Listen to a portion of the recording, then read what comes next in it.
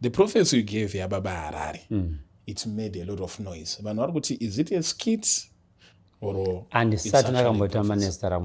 Never. You want to look at some international prophecies that you gave. Yes, they watch. That's why there's a lot of noise about your prophecy concerning Baba Harare. I was laughing this morning about that prophecy. Why were you laughing? I was asking God, God, why would you give me international prophecy? My name Baba Harare is not international. No, Baba Harare, he said he's the Zimbabwean giant. He emulates. No, I know. I was just me laughing. What it means is international profit doesn't mean muna profit international. So route into profit internationally. Kuti ndabata Malawi, ndabata Zimbabwe, ndabata China, ndabata America, ndabata UK. It doesn't mean that profit social ku Blawayo rato international. No. But in Baba Harare, most of the times we see you Mochi exchange jokes. But now you come with a prophecy, and everyone now thinks with this just no, Baba Harare, and I would say it in my truth and confidence without any fear of contradiction. Akasheka. Career yake yakapwanyika, yakafonyoka.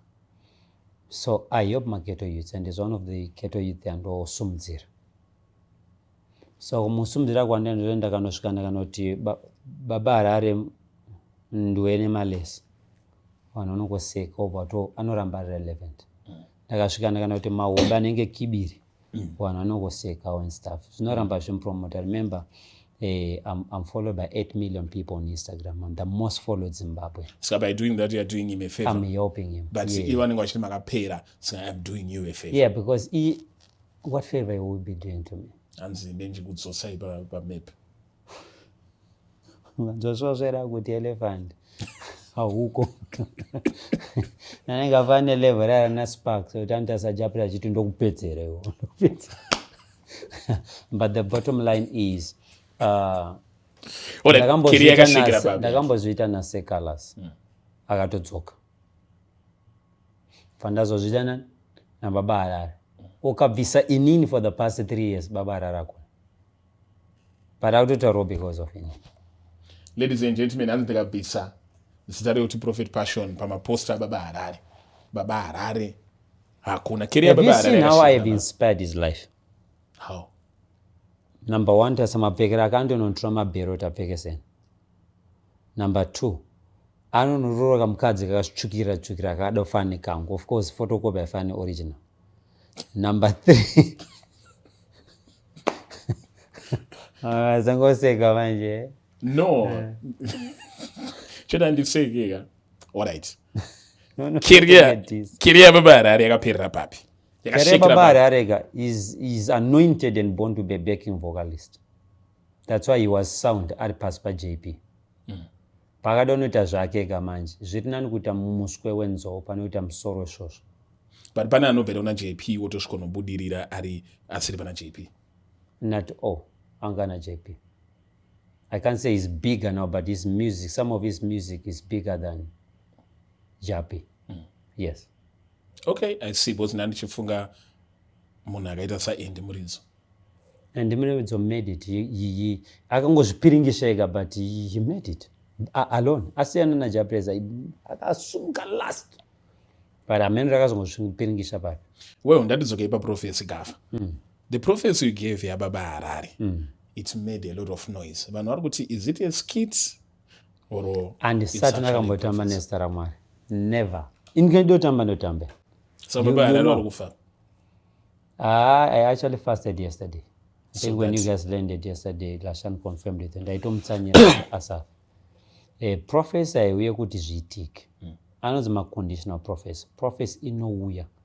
Alright, saka there is grace. Yotanogona usafa mukanyasa. Chicharamba chinamata.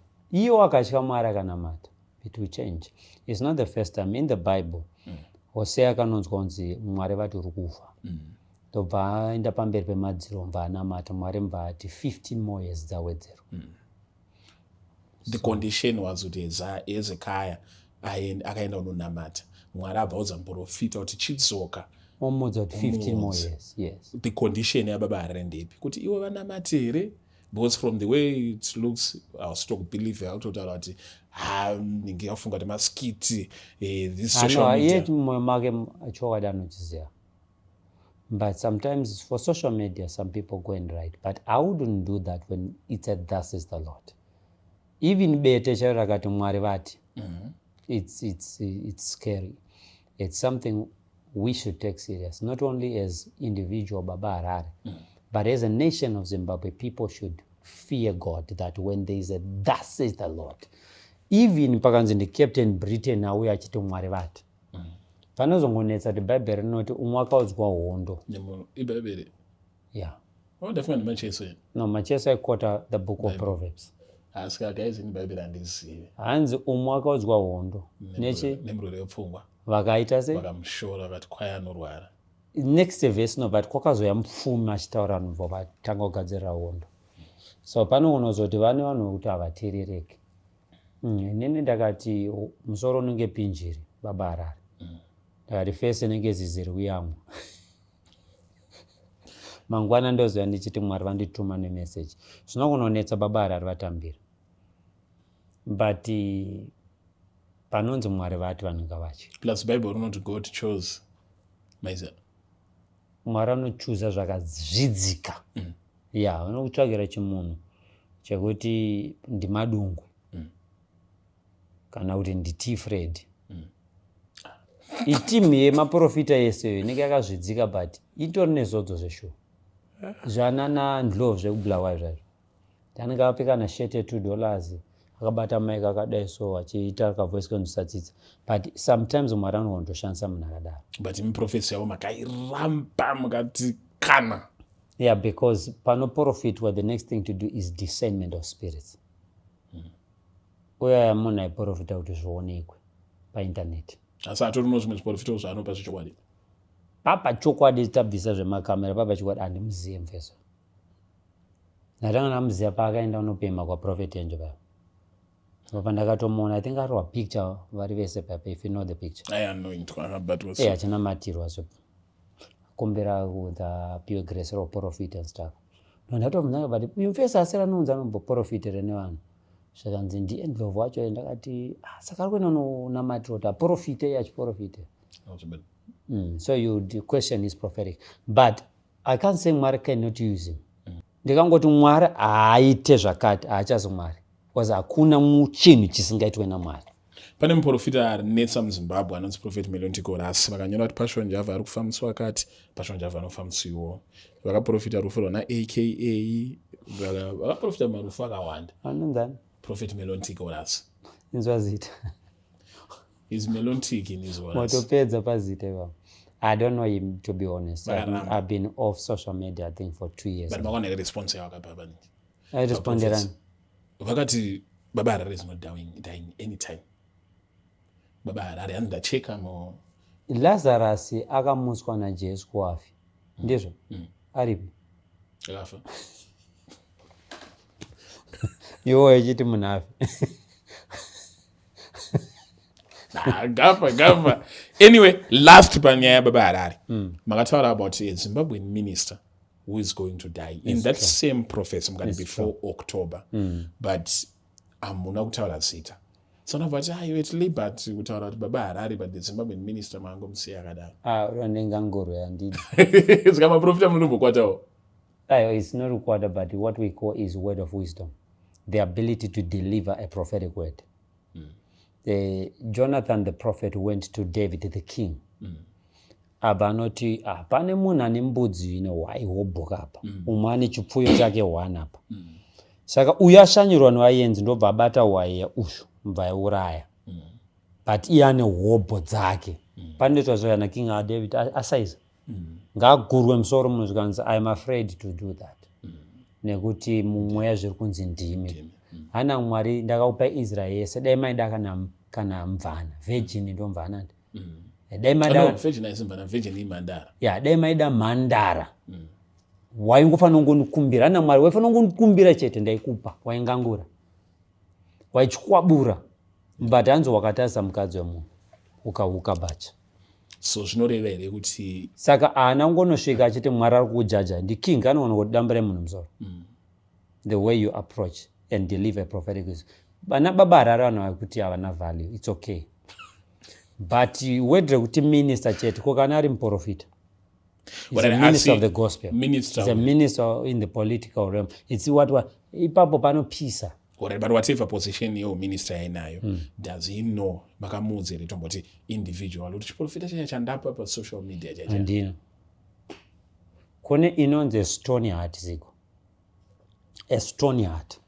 Stony heart imoyo kutoti munhu anogara atoti hakuna zvakadaro.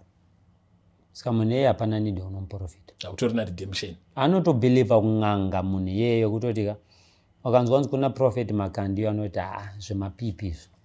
Anzonzi kuna prophet enya anoti haiwa mascammers, magimmicks. Munhu kutoti anenge atori nestony heart.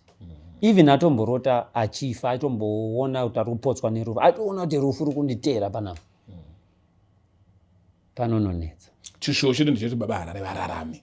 Saka tichanamata kuti vararame. Asi pavachararama muchabva manzi muri muprofita wenhema. I don't care about what people say. Nobody ordained me or authorized me to be a prophet. Why do I need people to validate my prophetic? Inini prophetic yangu yagare in another dimension. Ndakaenda kati maumba.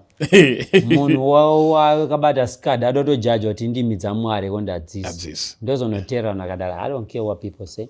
My wish and my desire is that every prophetic word given brings people to the fear of the Lord, change their character and their persona so that God cannot manifest the prophetic word. Jonah akatumwa naMwari kuNineveh. Asvika kuNineveh ndobva ati Mwari vati in 3 days mukutwabada.